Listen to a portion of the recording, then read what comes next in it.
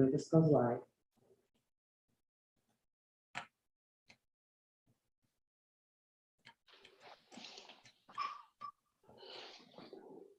Okay.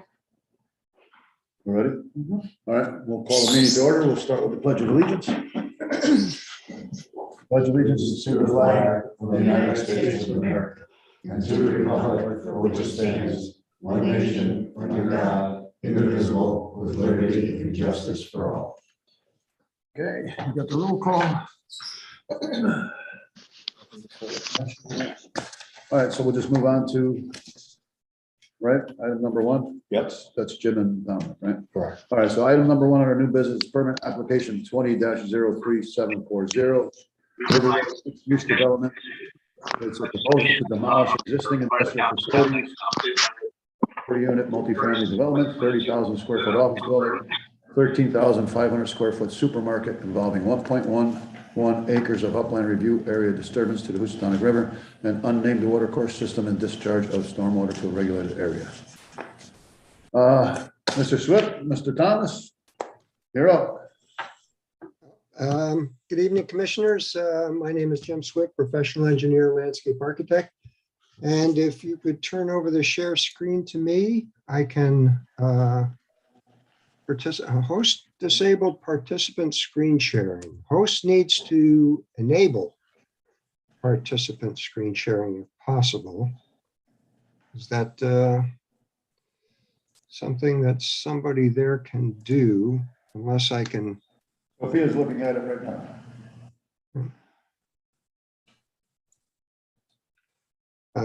Has that come up on everybody's screen? Yep. Okay, great. Okay, then I'll get started. This is the first meeting for this project. This is the meeting for acceptance.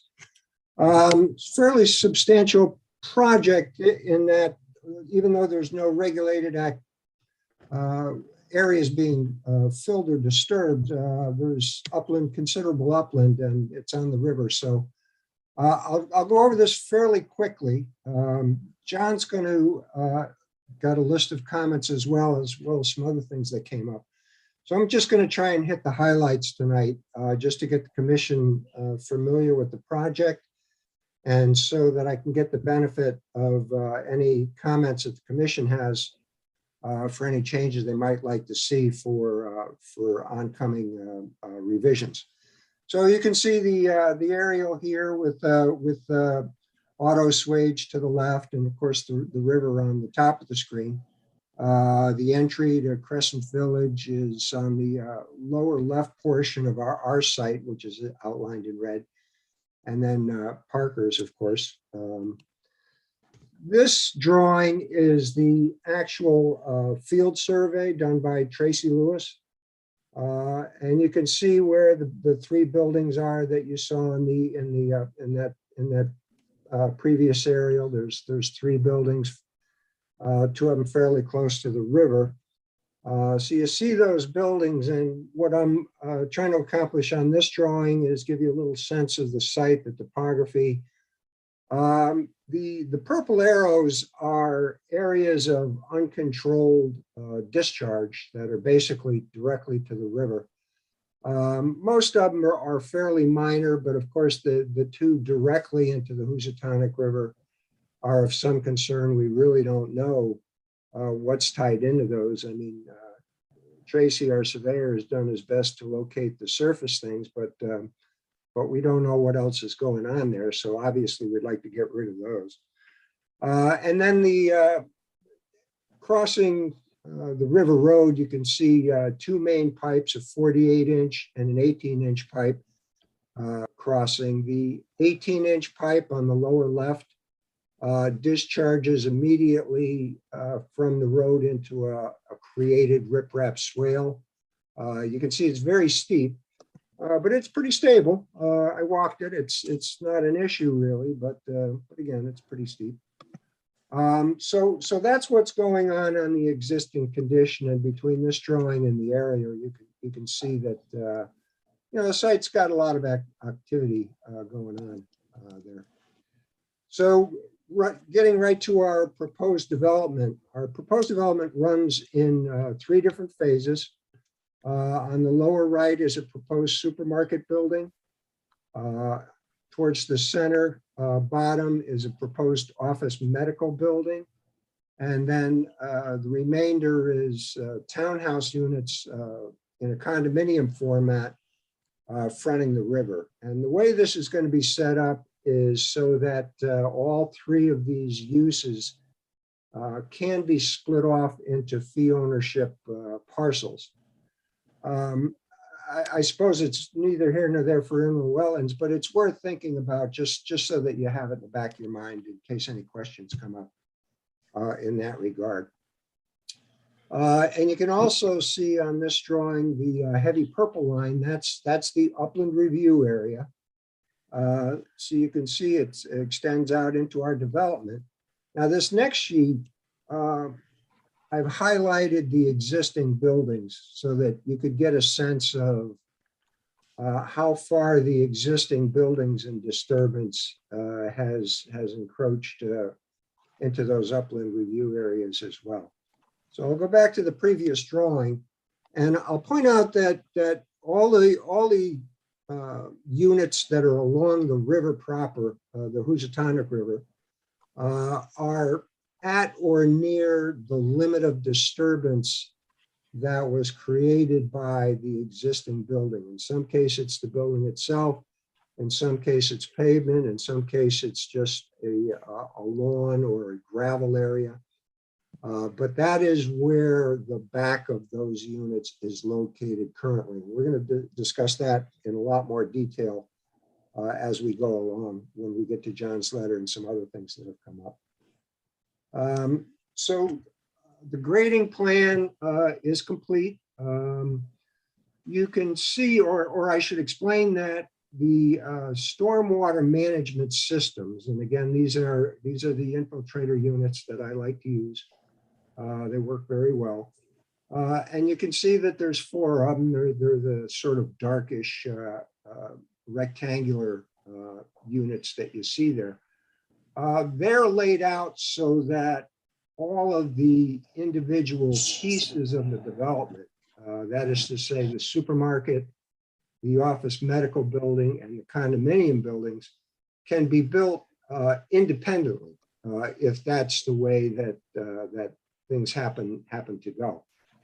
And that's sort of an important point. They handle the stormwater quality, the stormwater flow. We are infiltrating because of the size of this. We are going to be bound by the deep registration for parcels more than 5 acres under construction, which means we have to follow those regulations. One of those things includes completely infiltrating the stormwater volume. So that'll be included in that. And I also should mention that testing was done under all of these 4 areas. And as we found in the project we did next door to the right, one of Howard Saffan's previous projects, it's all really terrific sand and gravel, bank run gravel. So this stuff is going to soak into the ground like nobody's business, which is very good for us. The other highlight I have for the stormwater drainage is that I mentioned before all the independent discharges that flowed into the Housatonic River and this water course over here. We're going to consolidate all of those things. So all of this development, all 3 of the different uses, are going to funnel down and discharge to a pipe that's located right in this area here, which is in the upstream portion of the existing water course that flows down to the Housatonic River. So we're consolidating everything all into one spot, all going to be controlled with vortex units, so on and so forth. So that's a pretty big advantage, I think. And again, you can see the upland review area. You know, it's the same as shown on the site plan. So you can see that we've got a new driveway. This is directly across from Crescent Village. We are proposing to fill a length of that riprap channel that the state put in. That riprap does extend all the way down to the water course. And I'll have a little bit more to say about that as well when we get to John's comments. So we've had some proposed fill there. We do have some proposed fill on these units 1 and 2 with a precast concrete retaining wall here. This is a walkout unit, so that wall is not particularly high, but it is a retaining wall, and it is within the upland review area of the water course as distinct from the Housatonic River. Let's see, I believe that's what I had on that drawing. So now we get to these are the watersheds for the design of the stormwater improvements, and you can see how watershed C discharges to this system, watershed B to this system, watershed A1 and A2, which are the condominiums, discharge to these two systems. But the reason I'm specifically bringing up this plan is that because these townhouse units, as they go wrap around in this direction, are walkouts, they don't, the roof drainage does not flow up into these systems. So I won't bore you with the actual stormwater drainage report, which John has a copy of, Remus has a copy of, but I individually analyzed that area, the back of these buildings, the roof, all the flows that come from the lawn areas back here. And that area has actually got a slightly less impervious surface than the existing conditions. So I didn't really have to worry about the post-development flow being greater than the pre-development flow because I have less impervious surfaces. But what I did do is we are and should be concerned with just discharging these roofs right off overland. So what I did is, if you look underneath some of these decks in the back, you'll see a little infiltrator system in there.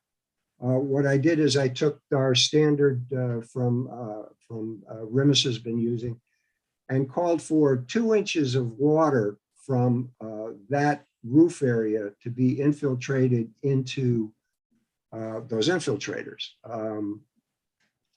That takes care of, so we've already taken care of the pre and post flows. And now what we're doing is we're also taking that extra step to get that impervious surface back into the ground in the areas that aren't flowing directly up into the street drainage. Now, these are the sections that we did. Let me go back a little bit. So section 1 is taken in this location. Section 2 is taken in this location. Now, this is a straight up section of the existing condition, more or less, and I'll get to that in a second. And as John is going to point out in his letter, and as we all know, it's fairly steep. It does get to one-on-one in some cases. There's some big trees, some little trees, lots of things going on in there. If you look in this area right here, you can see where the existing building starts. Same occurs with the pavement down in this lower one. And what happened was the day that we submitted these plans to Inland Wetlands by the deadline, which of course is 2 weeks before the meeting from a week ago, excuse me, Alex brought up a fair point talking about some erosion that's been happening along the river that's been brought to the commission's attention and planning and zoning's attention from other projects. Now, that was a fair point. Now, when I designed this, I held these units at the disturbance limits of pavement and structures and that sort of thing. But having brought that to our attention and talking with John briefly about this, I think we got to admit that this is not going to work. This is not going to work. We've got, oh, sorry about that. You know, we've got some areas of this embankment that what happens when a large tree, a 40-inch oak, say, collapses, falls over, it takes a great deal of the embankment with it. And even though we're stable up to the top of this disturbance limit line now, we're not likely to stay that way. So what I did was I sent Tracy Lewis, the surveyor, out there. He went out there at low tide, where fortunately the water is down in this location, and had him locate very precisely exactly what's going on in this topography down by the river. So all the things that I've described tonight are concepts that aren't going to change, but what is going to change to some significance is we're going to take these waterfront buildings and we're going to move them back. So when you see these plans at the next scheduled meeting, we'll have made that change to take those buildings, move them back, and have a plan for what happens on this slope. What you're going to see is you're going to see these buildings move back far enough so that a 2-on-1 slope, when and if that happens, could be 25 years from now, could be 100 years from now, could be Lord knows how long. And I know that because these large oak trees have been there obviously a long time on the 1-on-1. And they're still there, although albeit collapsing. But anyways, what you're going to see is a hypothetical grade that comes back at a much shallower grade. And you're going to see these buildings pulled back to where they will still be stable on that hypothetical grade. Jim, what's the buildings calculated on now from the river bank? These are 10-foot lines, so it's probably 10, 20, 30, 40 feet or so to the decks. I think I may have given some dimensions on the site plan. Yes, I did. Let me zoom in a little bit. So you can see on this unit, it's 48 feet from the waterfront to the deck. Up here, it looks more like 38 feet to the deck. But again, that's going to change significantly the next time you see these plans. So what's significantly? As I say, I'm going to let's get this all the way back out.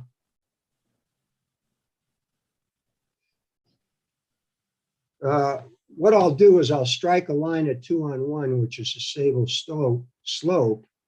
I'm going to guess at least 20 to 25 feet. In addition, further back, yeah, okay, away from the river. Thank you. But I'm not going to limit myself to that. I mean, you know, if it's more than that, to get that potential future slope to presume that it's going to exist sometime in the future, hopefully the distant future, that the houses and the decks will be safe and stable.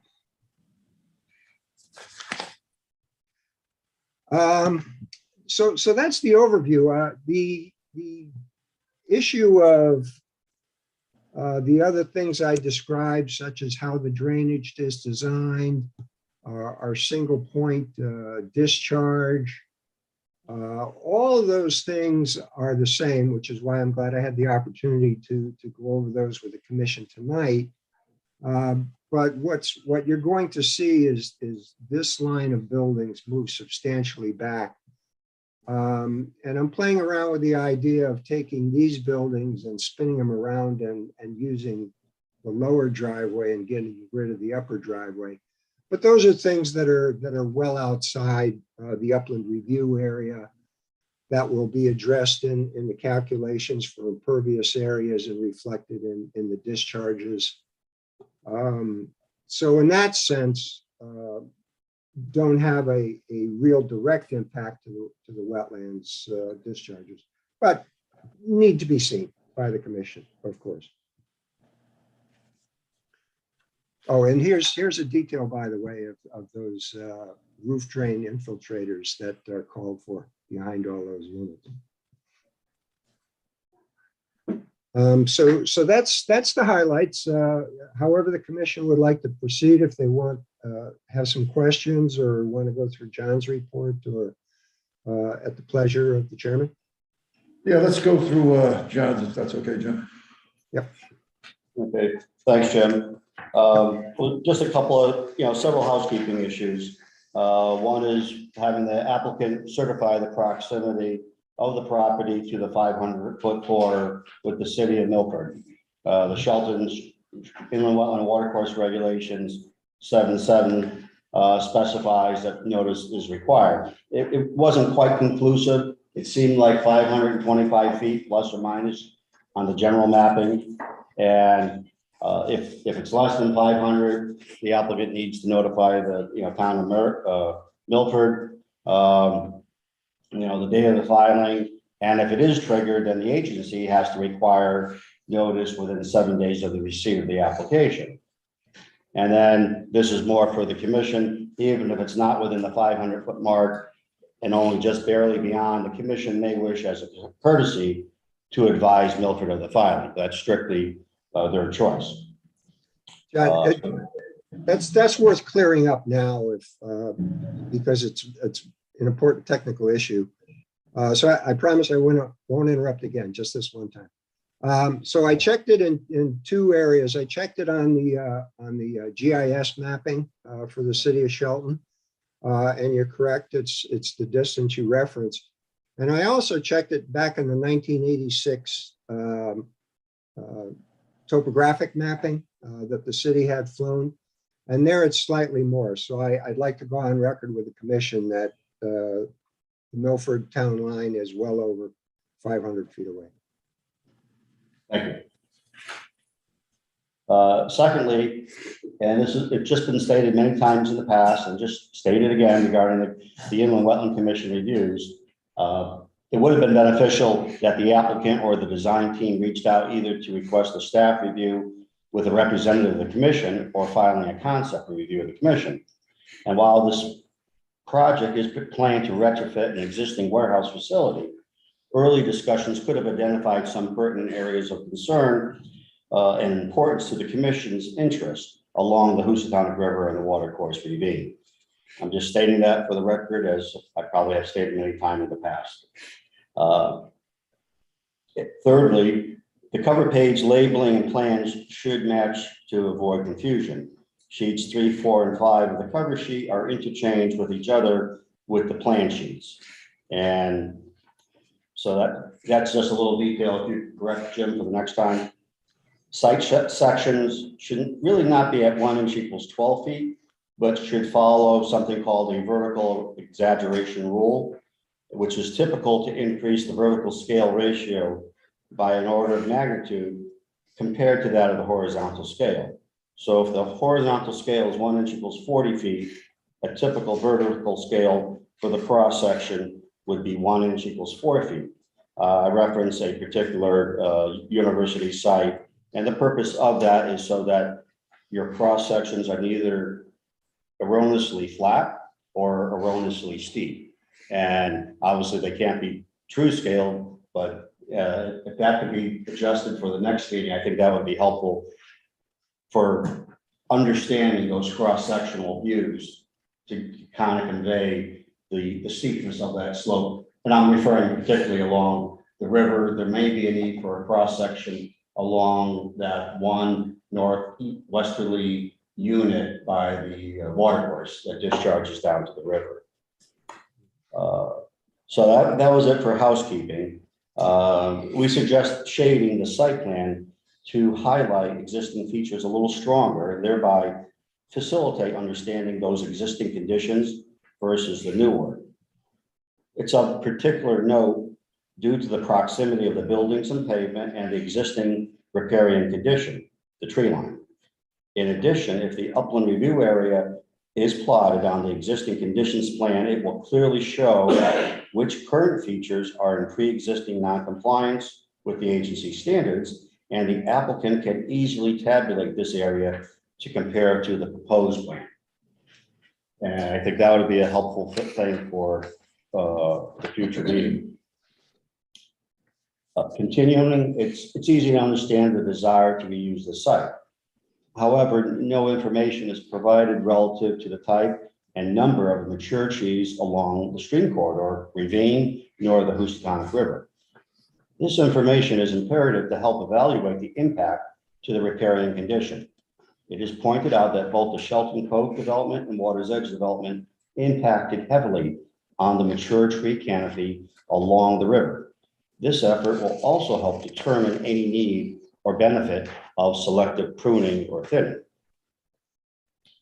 The proximity of the new constructions are so close to the edge of the embankment should be of considerable concern.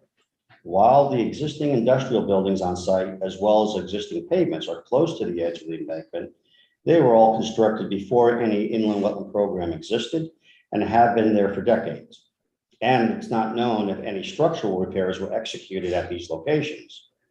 It is well known, however, that the significant loss of tree canopy can result with bank instability and as a result of building too close to a protected riparian buffer.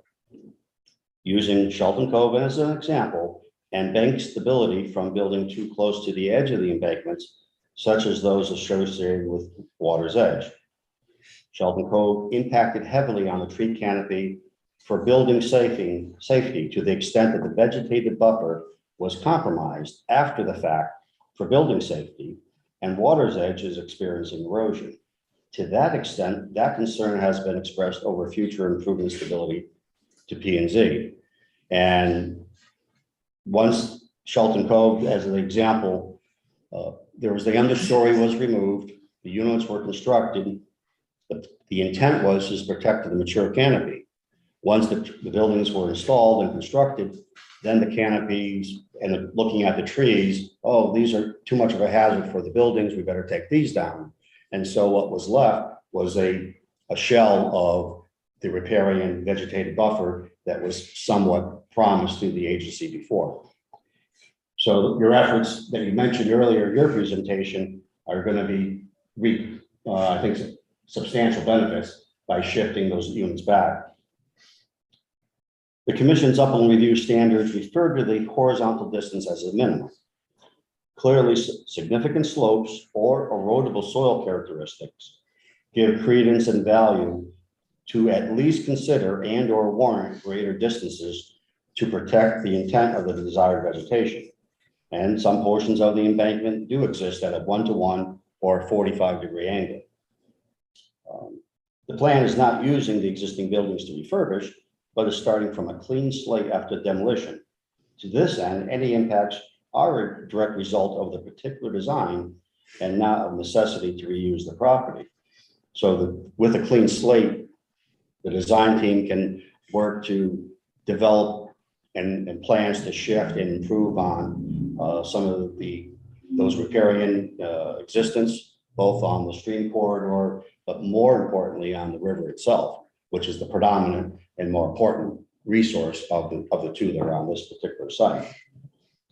And therefore, units 1 through 26, I do think they may be grossly intrusive into the riverbank buffer.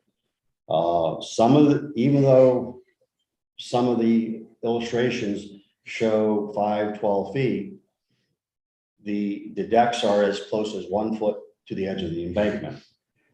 At a later time, if the homeowner decides to enclose their decks with a 3-season room or build a foundation underneath to make that deck area part of the building. It doesn't happen too often, but it has happened and there are records of it. For sure. And when those are actually proposed, our office does not see those because they're working within the limits of their existing footprint. So it never comes back either to the commission or to myself as an agent of the commission. So the goal of trying to maximize shifting, I think, is a very beneficial goal.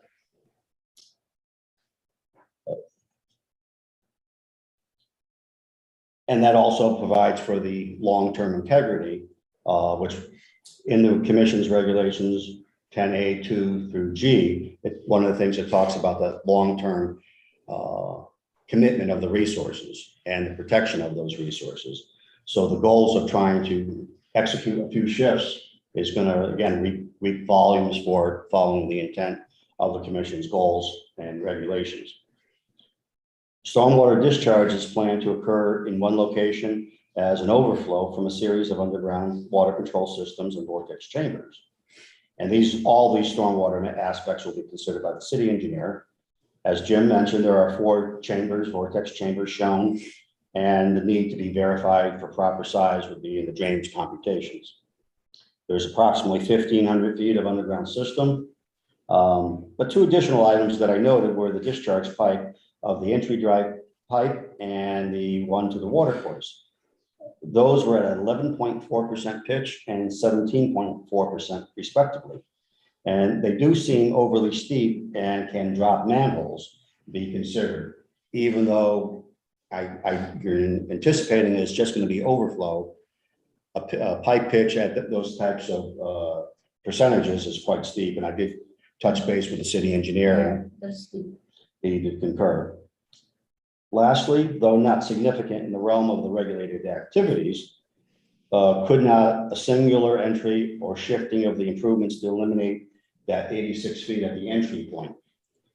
Although Jim did mention at the beginning of his presentation, they're trying to design it to create the possibility of three fee simple lots.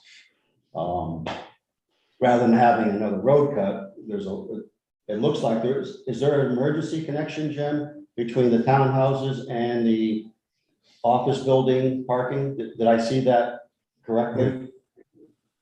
Yeah, is that like so that grade is negotiable for emergency purposes? Is that what that is envisioned there?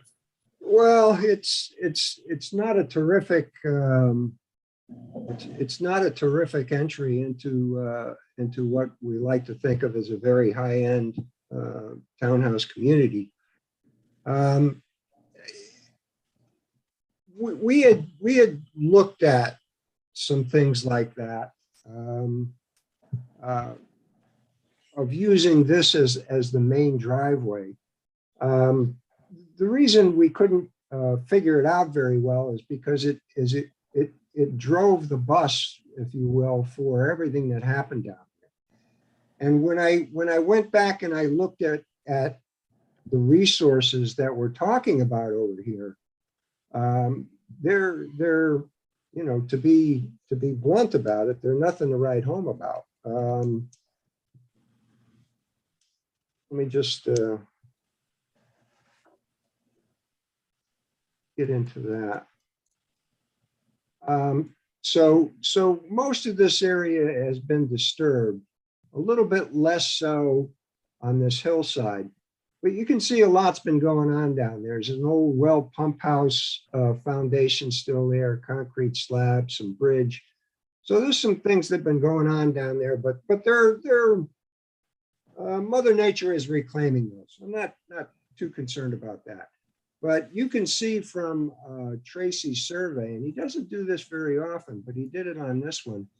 If you can see that hatching in there, that from the outlet point here to where it starts to approach the water course is just a pure riprap channel. And that didn't strike me as something that needed overly protecting. So on the balance of being able to market these 3 lots individually and to preserve the value of what we consider a very, very high-end townhouse development, this is what we propose. To that end, Jim, as from your presentation, and as I, look at these slides that you have here, if in fact, and I would also acknowledge that would be the lower value component in that upper portion where the added entry drive is coming in, would not even meet the criteria of, or good chance that it might not meet the criteria of watercourse. Could not, if that is such a impacted upon low value area, when you first enter into the site, could not some units be placed there and thereby give you the opportunity to maximize shifting along the river, which is the predominant riparian corridor? Well, I don't know. You understand what I'm saying? yeah, I do. Units 1 and 2, which are right here, are perilously close to this, the large pipe, the 48-inch pipe coming down.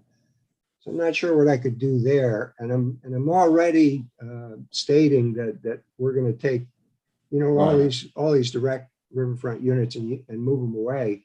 But one thing has occurred to me as a possibility is, this area is a bit of a mess. There's things thrown in there. It might be possible to do a little mitigation there, to take this area and mitigate, put some, expand it out a little bit. This area right here is a distinct pool of water. It flows, of course, because everything's flowing through there. But it has a depth of, I don't know, a foot and a half. The stone bridge is kind of cool if you see it. I really don't want to take that out. But John, maybe you and I'm sure we're going to have a field meeting at the site before the next meeting. Maybe we should take a look around down there and see if there's some things we could add in there to make it more attractive to the Wetlands Commission. And just to follow along with that last point that I made, Jim, if this portion in here is low, and this protecting this corridor, but actually having one building over in that area. Yeah, I understand what you're saying, and I just want to make sure that we're open to discussion. Thanks, Jim. And then finally, I just summarized some of in a numerical form, what I had put into the text previously. I want to restate those. Yeah, these are mostly things that I can address at the next meeting. I'll just throw a couple really quick, and then the commission can move on with other business. I think there was a misunderstanding, John, on the section here. The things that you were talking about on sections, what you're calling is technically called an expanded scale, where it's 40 feet one way and 4 feet the other. I never, ever use anything like that when I'm showing a section to a layman board like the Wetlands Commission. This is 1 foot horizontal, 1 foot vertical. I think it's unconscionable that any engineer, it's common in engineering, and you see it in plan and profiles all the time, where the vertical scale is not the same as the horizontal scale, but it's extremely misleading, and that's not what's done here.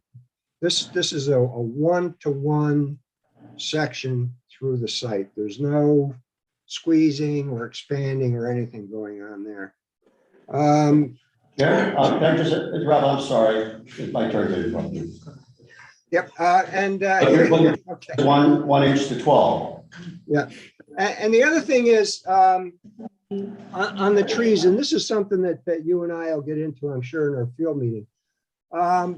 The trees along the river are a pretty good mix. There's American beech, there's oak, maple, all different sizes, all different kinds. And the reason I didn't get locations of everything that were on that bank is because I just wasn't touching it. I was just going to leave it alone. With the exception of course, if you were to read this note, what we're going to ask for, and these notes are very specific, that in the area between the building and the river, we're going to ask permission to do some limbing, some removal of dead trees, not live trees, and I give a size limit. And this is sort of similar to what we've done on other projects. The one going back to Mr. Blakeman, which that's a pretty sad story. Wes Blakeman called me up and he says, I want to cut the trees between the river road and the river. And I said, well, that's great, because I had it on the plans similar to this, that it needed to be under the supervision and direction of the wetlands enforcement officer and so on and so forth. But Wes Blakeman, God rest his soul, being Wes Blakeman, he just went in there and did it. And that didn't work out well for anybody, did it? So we're going to try better here. But so in my explanation for not getting a lot of information on the trees is because we weren't touching them. I am going to move the houses back, and we're still not going to touch them. But it's something that you and I should visit the site. We should walk it. And anything that you feel should be located or highlighted, we will do. Yeah, because the reason why I mentioned that, Jim, is using Shelter Cove as the example. They weren't going to touch them either. Mhm. And they constructed the buildings without touching them. But once the buildings were constructed, oh, now we have a problem. So I think a lot of it, or the necessity of locating anything, may be tempered by how far you could shift things further back from the edge of the transition from that riparian corridor. Regarding the dead trees, I work with homeowners many times. If the dead tree is not leaning towards the structure, the dead trees are oftentimes the trees that you're going to find your ospreys, your hawks, or owls, or eagles that are along the river. And if they're actually, the dead ones are actually leaning towards the river, those are the ones that, especially in non-foliage season, if you have somebody sitting in their townhouse looking at an eagle sitting on a dead limb, that's going to make a sale rather than detract from the sale. So when it comes to the selective pruning, thinning, those sorts of things, it needs to be really well thought out before it's done, before you actually have any equipment come in. And those, as far as locating the individual ones, it kind of gets tempered about how far back you can pull some of the redesign to execute that, so we don't have another situation that happened on that project that I've already mentioned several times. Yeah, I hope I get credit for at least showing it on the plans, that I'm at least, showing it, trying to define it, trying to limit it. So hopefully I get the credit for that. And Jim, on the cross sections, just to reiterate, the plan does say 1 inch equals 12 feet. Yeah, and the reason I chose 1 inch equals 12 feet is because I wanted to show it as large as I could on a drawing to so that the commission could get a sense of it. I could have done it 1 inch equals 10. I could have done it 1 inch equals 20. But the salient point here is just because 1 inch equals 12 feet, the 1 inch equals 12 feet, both horizontal and vertical. So this is a true picture. Yeah, what I was meaning that if you're looking at a site plan of 40 scale, that your cross sections would be 1 inch equals 4 feet, which would it would be too small for I think to get a picture of it. Yeah, but the bigger the number, the flatter it looks. If you had 1 inch equals 50 feet in your cross sections, it'd look very flat. And well, no, it shouldn't. Again, John, I mean, I think we're miscommunicating. I mean, it will not look any different at all. If I drew this at a different scale, it would just look smaller.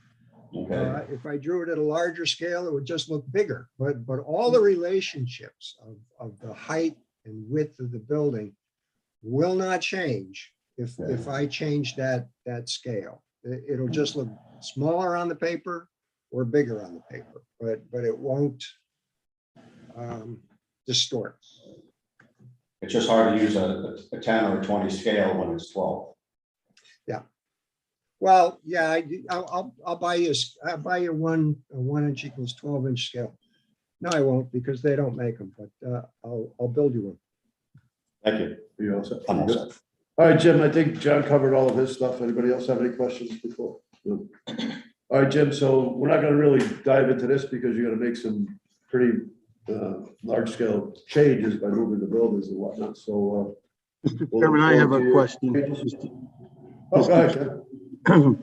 You know, we had some developers look at this prior to the one that has the option on this. And one of the concerns they had was the level of pollution on this property. Have you looked into that and the level of pollution, the degree of it? Is it going to require capping? Is it going to require test wells? Are they going to interfere with your grading plan?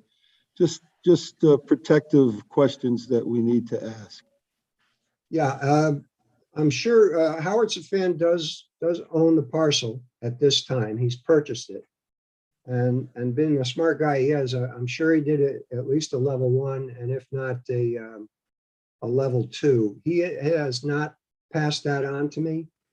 I believe he would have if it affected anything I did, but I will double check. I will ask the question and have an answer for that next meeting. Okay. Again, I don't know if they're considering capping test wells or how they're going to clean it up, which is going to affect the project in some form. Sure. Yeah. Thanks, Jim. Okay, anything else? No? All right, Jim, I guess we'll see you next month. Okay, very good. I'm here for, I'm just Yeah, gonna. you're gonna hook up with John in the meantime and, you know, go over your, John's comments and visit the site and go from there. Yes. All right, thank you, Jim. How come we can't move on this? All right, we're gonna move on to item number 2, which is permit application 2201, Way Boston Street Housing, Way Boston Street. It's a proposal to construct a 4-dwelling subdivision, I guess, involving road construction, grading, and drainage into a regulated area and upland review area. We've had this project come before us numerous times. And Mr. Cook will read you a letter dated today that was sent from the applicant or his representative. It was emailed to me this afternoon. My apologies, I didn't get a chance to make copies of it. This is from the firm of Russo and Rizzio LLC, representing the applicant, dated today, February 17th, addressed to myself, John R. Cook, and application to the Inland Wetland Commission at 75 Way Boston. Dear Mr. Cook, this letter will serve as our request to have the above referenced application to the Shelton Inland Wetland Commission scheduled for public hearing on February 17, 2022, deferred to the next regularly scheduled hearing. The applicant has received comments from the town departments and requests the opportunity to review and consult with said departments. The applicant hereby waives the statutory time frame to open the public hearing or essentially start the clock. Thank you for the attention to this matter. Very truly yours, Chris Russo. I've had, several sessions with the applicant. One Ken and I also had with his engineer. In my comments, the commission will see that it was denied in 2017. In 2019, the application was withdrawn. The city engineer in 2017 wrote a multi-page letter of deficiencies and opposition to favorable action on it. In 2019, the then current city engineer reviewed that plan and came up with an even more extensive list of deficiencies. The applicant was under the impression his engineer had responded to all those things noted. I believe in the correspondence that I emailed to the commissioners and also to the applicant and to counsel for the applicant, the city engineer's current report, as well as my comments on it. So they want to have a discussion with their design engineer, hopefully be able to meet with the city engineer and myself, because in its present form, there is actually more impact now than there was in the 2019 plan. Wrong direction. So he has not changed the basics that he's looking for. Who's made it worse? You want to consider a change. So we'll deal with that next month. All right, now we're gonna move on to the last item under. I'm sorry, Mr. Chairman. Also in the paper copies that I distributed tonight is another copy of the city engineer's report, just for the record. On that one, on the way past it, yeah. All right, that moves us to item number 3, permit application 2202R 18-07, Crossroads Housing Revision, 98 Long Hill Crossroad. It's proposal to change a stream crossing technique from a clear span to culvert technique involving greater amount of disturbance from the approved plan. I believe. Yes, purchase website. Oh, okay. Is it there? Yep. Yeah, no. He's there. All right, Jim, you're up. I think Ben's there. Yeah. Yes. Ben, why don't you start it and then I can clarify all the technical things, reasons. Or do you want me to? Yeah, Jim, start it off and then I'll jump in. Or you want me to summarize first? Okay, so just a little bit of a history. We submitted these plans for wetlands approval a while ago with a sort of an elliptical culvert. And the commission thought that it would be a better idea to save the creek bed and go with some sort of an arch culvert.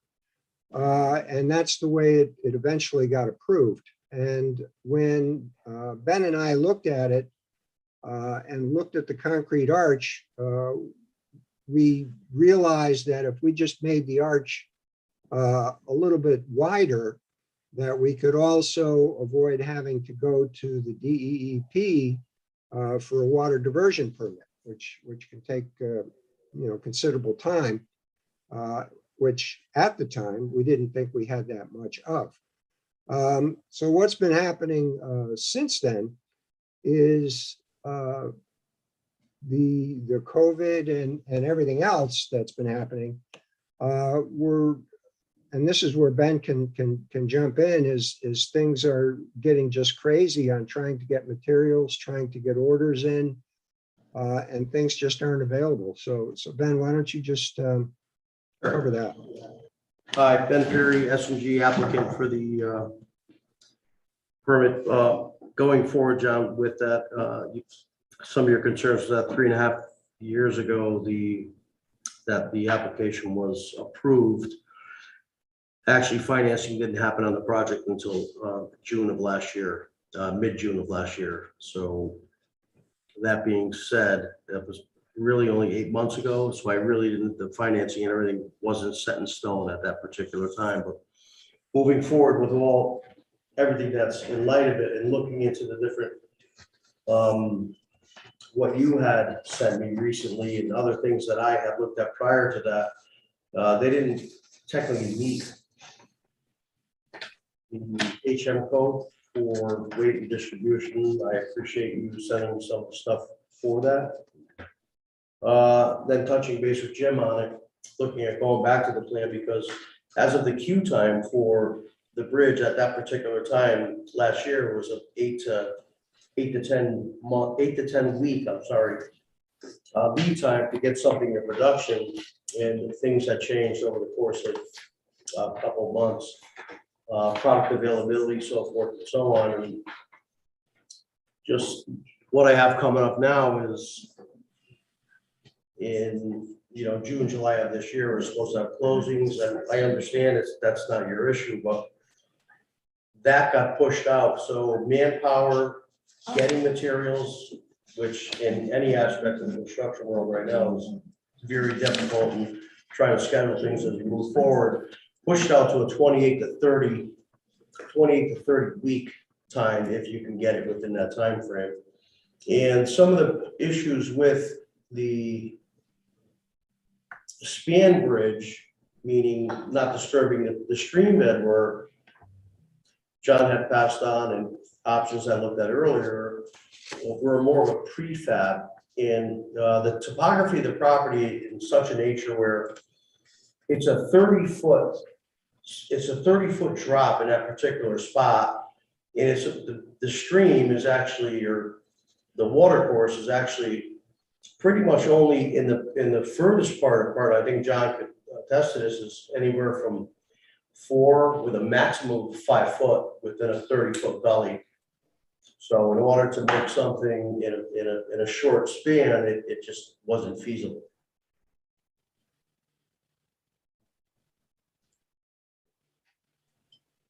John, you want to go over your comments?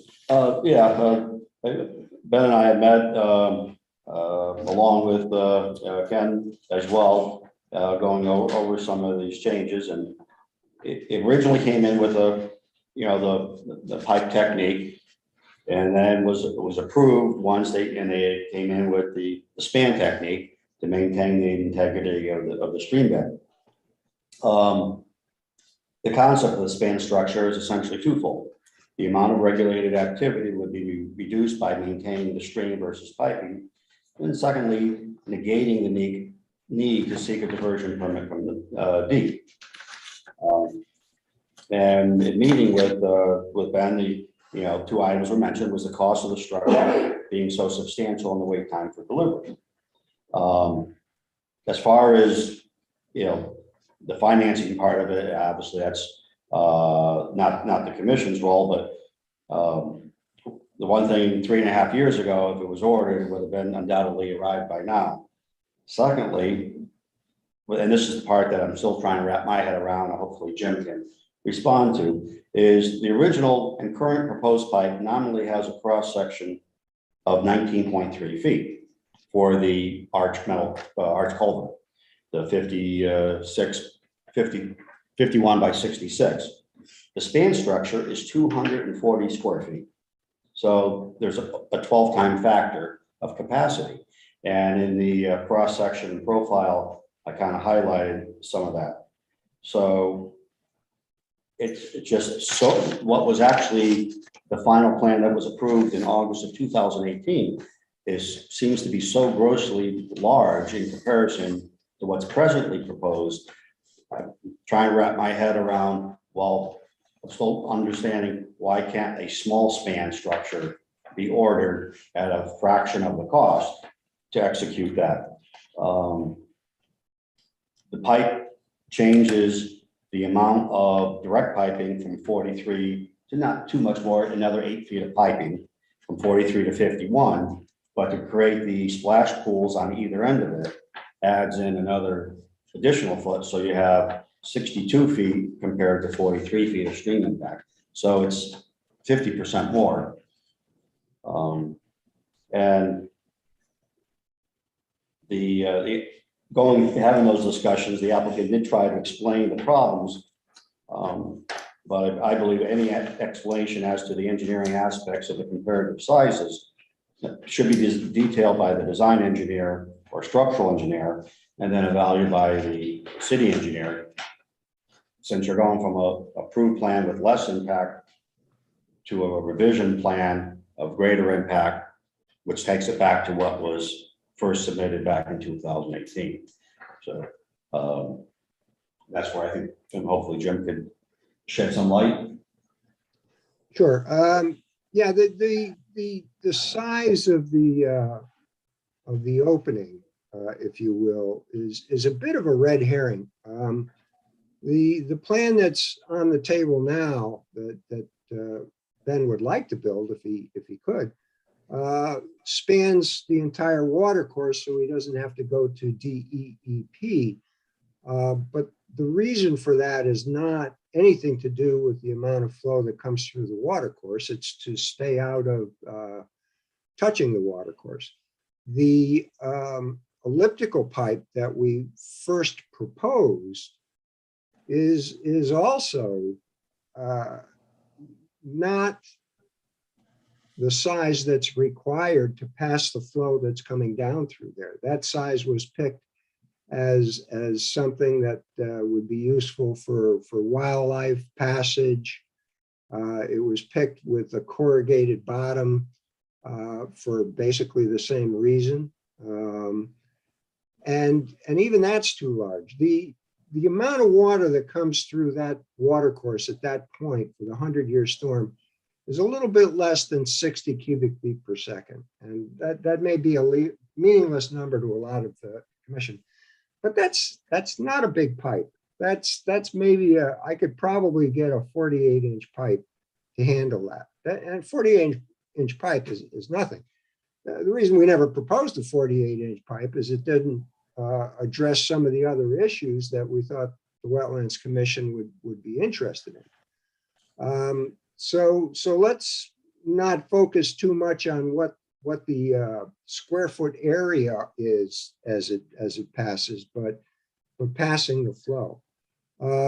Now, as I understand it, and Ben can confirm this again when I'm finished, but he's also been looking at the original corrugated elliptical, and that's not that easy to get either. So we're getting into a tight spot here. What we have done in the past in certain areas is we can take a pipe that passes that 60 cubic feet per second. That is not going to be very useful for wildlife or anything like that to pass through. But what we can do is put a second pipe next to and above that pipe, say a 24 or 36-inch pipe that is a wildlife corridor and does function well as a wildlife corridor. So those are just some of the options, but Ben, perhaps you can address that elliptical pipe as well. Yeah, within looking in those, I contacted a couple different people with regards to the elliptical pipe that was 66 by 51. I had no luck with it, to be honest with you. And I've contacted quite a few people. I'd just like to say that probably 70 yards upstream, which is the Route 8 corridor, they have a 48-inch pipe that actually goes under, like, I counted 5 lanes of highway plus a median. That's primarily feeding this. I know it's not a, That's right. the answer, but it's like Jim had said earlier, it's difficult finding product and people to facilitate this at this particular time, to be honest with you. Anything else? Well, I would think that if it passes the city engineer's approval, right, as far as capacity and whatnot. Well, if you can't get the 66 by 51, then what is the proposal? We did a similar one up on Perry Hill Estates, John. It was the 48-inch. I don't know what size Jim's gonna put for. It was the HDPE. So there's going to be a revised plan for the next meeting then, Jim? Yeah, I mean, Ben's, Ben is under extreme pressures, granted, none of which are in the wetlands fault or problem necessarily, but they're very, very real problems, I can tell you that. We wanted to get on this meeting to see if the commission would consider an alternative. And right now, the alternative looks like a pipe that passes. By the way, the reason the flows are so small coming down this water course is the watershed for this is Forest Parkway. Now, Forest Parkway is just one great big, massive stormwater detention pond. So even though it's well over 100 acres, that's why the flows are only about 50 or 60 cubic feet per second. So to get back to the point, I would suggest that probably the flow pipe might be a 48-inch pipe, and that for wildlife passage, that we put in another pipe parallel to it, up gradient of it a bit so that it's dry for wildlife to use, of 24, call it 30 inches. So that I think is what we're talking about. And if it seems like we don't have our act together for this meeting, you know, we've been sort of scrambling around trying to figure out what kind of pipes are available, you know, what can we get? Yeah, everything in the whole industry is, it's, I mean, you guys. John Cook with another question. Are any of the, are all of these alternative solutions all going to trigger a deep scrutiny? Water, yes, they absolutely are. And that's another one of our headaches. But at least these materials, water diversion permit's going to take us, you know, a while. But we think that's, you know, at least feasible to get that started with them and get that permit. You could actually, Jim, just a couple of questions. The meeting John and I attended with Ben. So you're telling me that you can't do any diversion, even if you have two side-by-side pipes within the width of the stream, that would not satisfy the no diversion stipulation? That's correct. It's a trigger. It triggers the water diversion permit process. And I'll go back to the Center Street project that we did downtown where Jeff's Hardware is. I think everybody on the Wetlands Commission and John will all agree that what we were doing there was we were just taking out the stone walls, replacing them with concrete walls. And yet, without touching the stream bed, incidentally, and that triggers a water diversion. So yeah, once you touch it. And I'm assuming that the width of the piping conforms to the water course width, because that I believe is the standard. I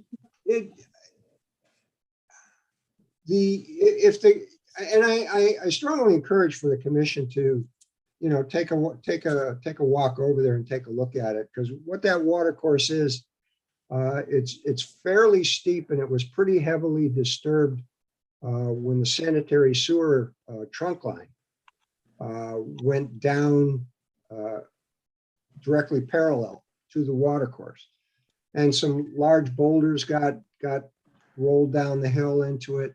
So, you know, the water course could be 6 feet wide in a relatively flat, calm area. It could be 2 feet wide in a waterfall.